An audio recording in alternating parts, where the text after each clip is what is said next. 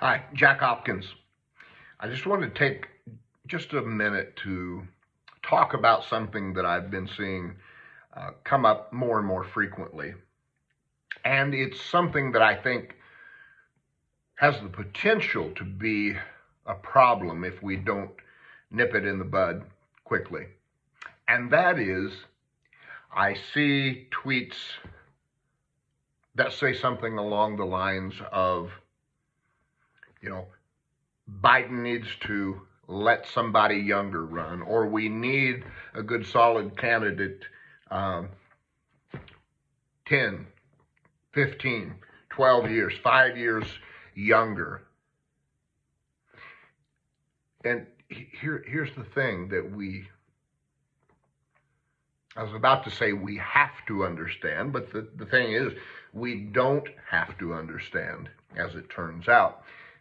Because one option is to just trudge along with that same mentality and then get our asses kicked in 2024 and have somebody like Donald Trump or Donald Trump himself in the Oval Office again as President of the United States. So we don't have to understand this. We don't. The other option, and the more intelligent option, is to understand President Biden is who we have. That's it. That's who we have. There's nobody else that's going to come around or step up or materialize or just appear out of nowhere that's going to beat Donald Trump, if that's who he's going head to head with, or Ron DeSantis, or whoever else that it may be on the Republican ticket. We have no one else other than President Joseph R. Biden. So I guess the thing that always comes back to me is something from my past and my experience as a Navy corpsman or a medic. I think of it in terms of when I hear people say,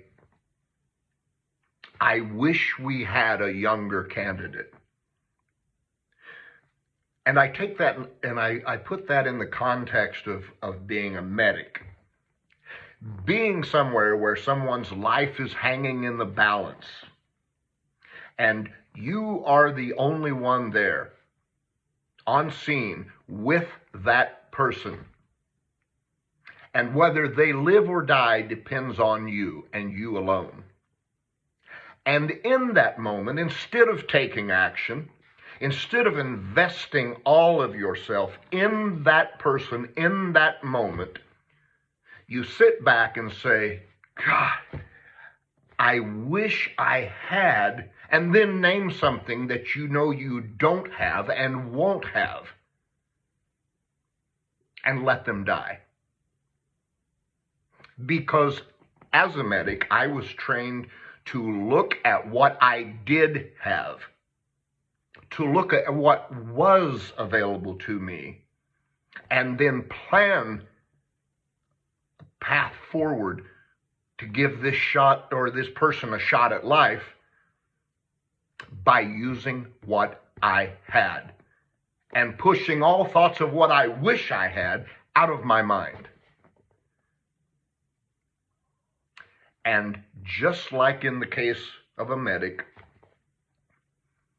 who in that situation sat around and thought about what they wish they had, if we sit around and think about what we wish we had as a candidate instead of President Biden, just like the patient would die in the medic situation, democracy will die if we wish for a better or a different or a younger or a better looking or darker hair, whatever it may be. If we're going to spend our time wishing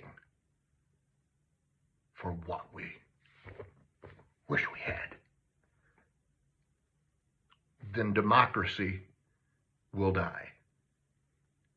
And life as I've known it, life as my parents knew it, my grandparents knew it, and all that came before me, and the children that I have now, what they've known, what we've known, will go away. It will start its descent downward, and it will never be back again. That I'm convinced of. So how about this? How about we get our heads around this central idea that what we have is President Biden, and invest ourselves in and with and behind President Biden, giving him our full support, not in a month, not in 6 months, not in a year, starting right now. President Biden, Joseph R. Biden, beat Donald Trump in a historic victory in 2020. He can do it again, but only if we get behind him and invest in him. So I ask of you, stop wishing for a better candidate. Stop wishing for somebody younger. Stop wishing, period. Accept what we have to work with, who we have, and realize that what we have to work with is someone who already defeated Donald Trump.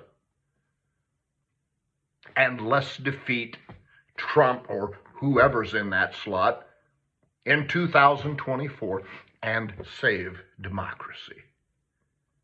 Please.